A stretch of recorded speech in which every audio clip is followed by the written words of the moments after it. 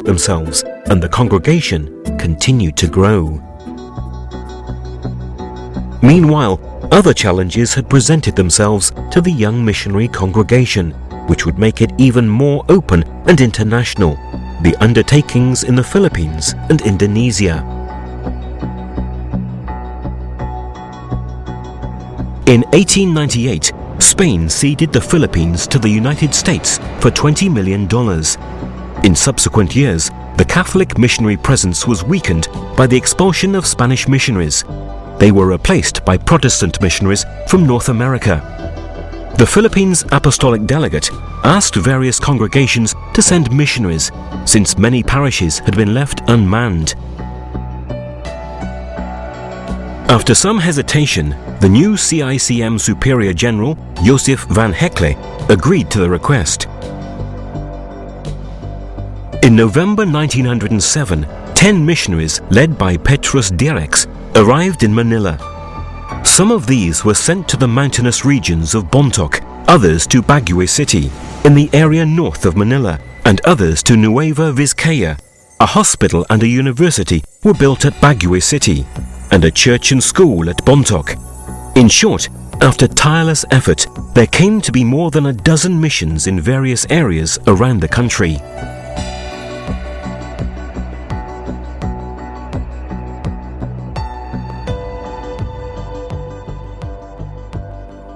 In 1937, it was Indonesia's turn. The Congregation for the Propagation of the Faith decided to assign the southern part of the island of Celebes, today known as Sulawesi, to the CICM missionaries. The territory included the city of Makassar, the region of Toraja, and the island of Muna. The first missionaries were led by Gerard Martens, and they worked hard to build and start up schools and dispensaries, in addition to their necessary commitment to evangelization.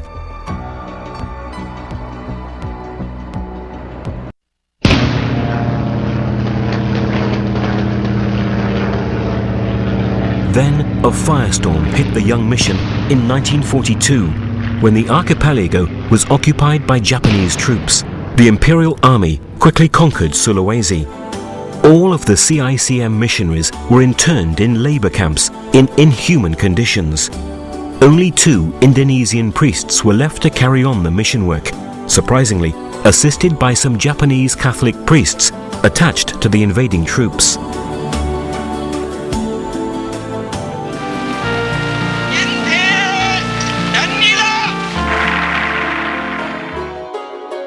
But the greatest drama was yet to come. The advent of communism in China was to prove fatal for the CICM presence in that great Asian nation.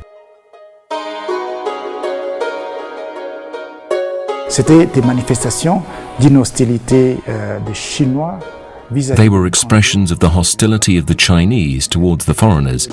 The Catholics, the missionaries, were among the most powerful symbol of the foreign presence they resented. So some were incarcerated. Some suffered brainwashing and were forced to make public confessions. Others were killed, and there were others still who were expelled.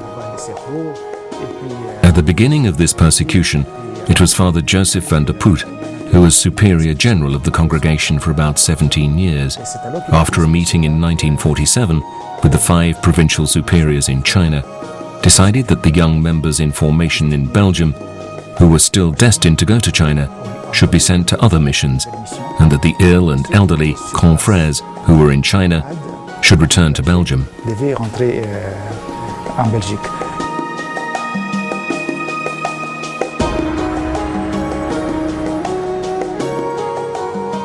As often happens, a negative event led to a great opportunity. As a popular saying goes, one door closes and another opens. The congregation's expansion drew new strength from the end of the Chinese experience. Paradoxically, Skirt's original charisma was reinforced. The missionaries working in China spread all over the world, ready to encounter new societies and to reaffirm the universal nature of Christianity beyond every culture and anthropological barrier. The Skirt missionaries immediately expanded their work to other Asian countries, Taiwan, Hong Kong, and Japan.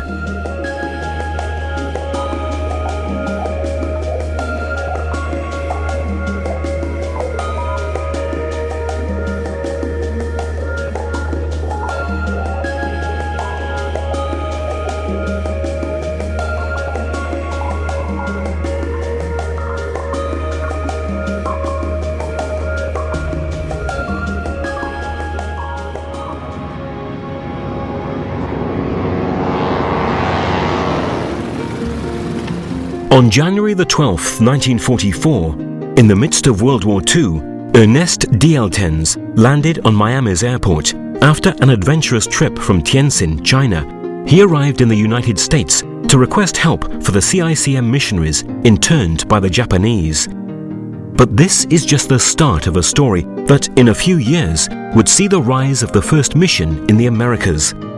A property was purchased in Arlington, Virginia, and its name changed from Lionhurst to Missionhurst, thus giving the Scirtists in the United States the new name of Missionhurst Missionaries.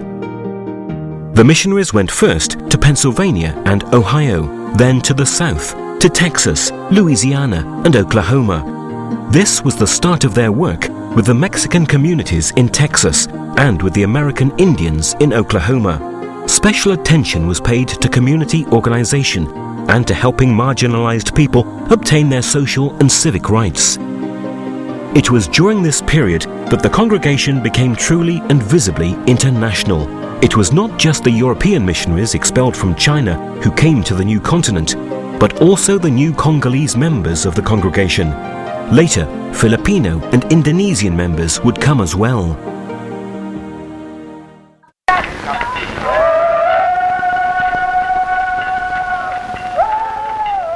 Haiti is peopled by the descendants of African slaves.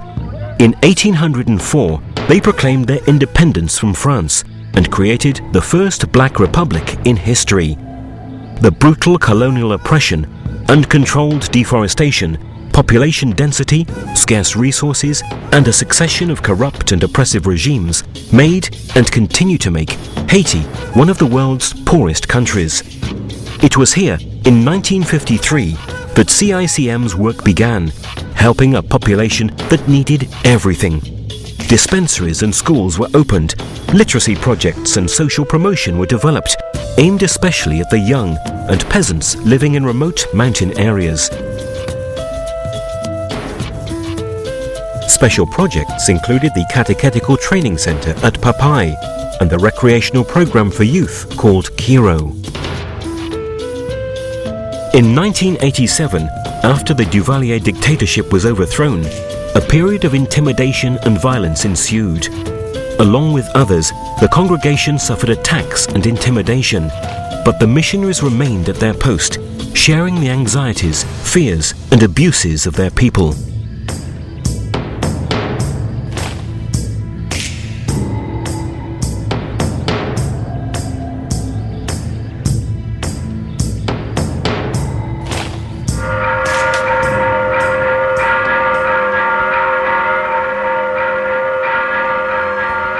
Between the 1950s and the 1970s, CICM missions were started in other strife-torn countries in Latin America, in Guatemala, the Dominican Republic, Brazil, and Mexico. Everywhere, the missionaries do outstanding work on behalf of the poor, human rights, and social justice, following the guidelines and the winds of renewal brought about by the Second Vatican Council. 3 CICM martyrs, Father Conrado de la Cruz, Father Walter Voordeckers, and Brother Serge Bertin, all killed in Guatemala, are the most genuine evidence of this. We should also remember Father Joseph Chang Shui, born in China and raised in a CICM mission. Although he could have left for Europe when the communists took power, he decided instead to remain in China out of love for his people and to bear witness to the gospel of Christ. Arrested by the communist regime, he spent 7 years in prison and another 12 years in a labor camp. He was finally freed in 1979. For more than 35 years, he was forbidden to serve as a priest or to have contact with his CICM brothers, who had lost all track of him until they found him again in the late 1980s. He died in 1991 after a long illness. It was written of him, Father Chang was a great Chinese missionary, a man of great faith, hope and courage, who loved his country and the Chinese Catholic Church, for which he offered his life.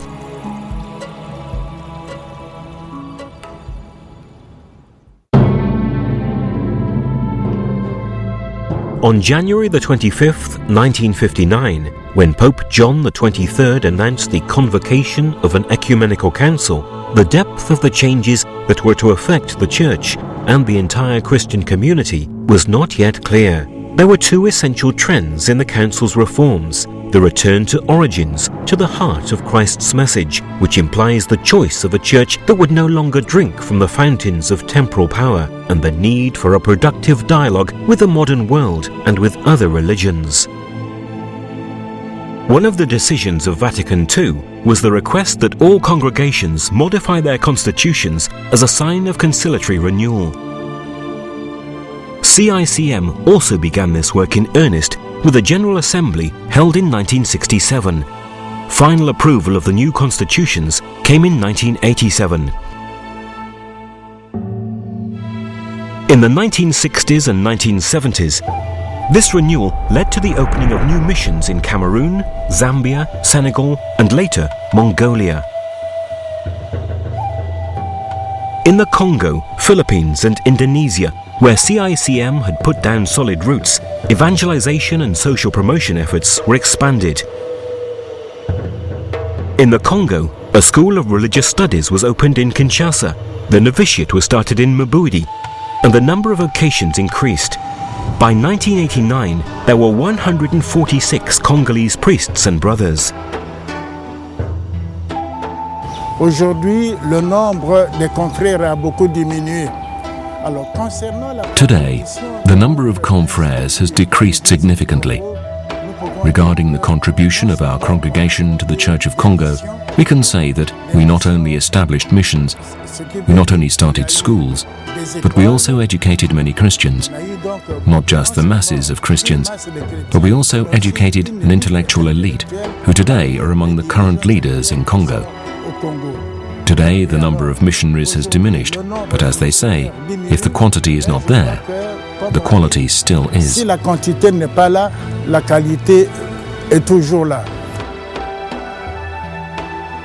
In the Philippines, a seminary in Baguio City opened, whilst the main diocesan seminary in Manila was entrusted to Cicm.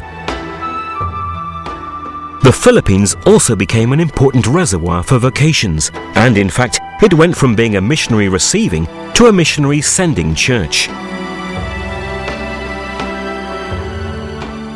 During this same period, and in the following years, Cicm's international transformation was completed. The Belgian-Dutch epicenter of the congregation had shifted. Cicm began to experience its own universality. The training of the new candidates was taking place in the Congo, the Philippines, Cameroon, Haiti, and elsewhere.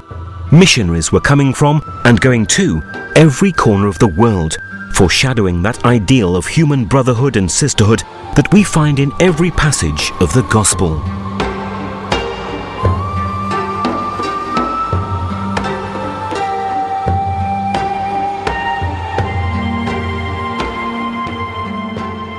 À l'entrée, il y a toute une galerie, ce qu'on appelle la galerie des photos. At the entrance to the museum at Skirt, Brussels, there is a gallery of nearly 3,500 photos of everyone who was ever a part of the congregation, from the founder to the present day. Donc le fondateur, en 1862, à partir de ce moment-là, jusqu'à nous.